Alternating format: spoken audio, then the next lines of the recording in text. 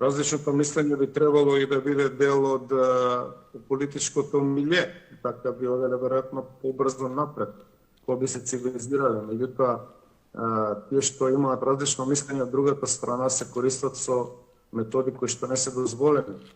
Се користат со политичко насилство, се користат со физичко насилство, исто така се финансиски и политички корумпирани. На овие избори вие магаре да кандидирате против Шилегов ќе победеше. Не ради тоа што магаре тој е убаво или не е убаво, или е животно, или не е човек, туку ради ароганцијата на Шилегов. Исто така, кога ќе ги насоверете грешките што ги направи Заев, на контрото што му се собираат уште од Преспанскиот договор, вие по дефиниција знаете дека гласањето беше против него. Сега, ако тоа некој не сака да го разбере и смета дека некој гласал за Мицковски, ја немам ништо против тоа.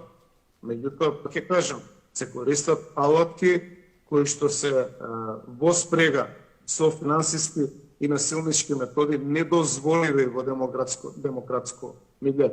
Па ќе речам, ако тоа е насока која што мнозинството околу Мицковски сака да ја зафати, слободно, јас немам ништо против, меѓутоа идеологијата и основата зашто е формирана партијата е напуштена.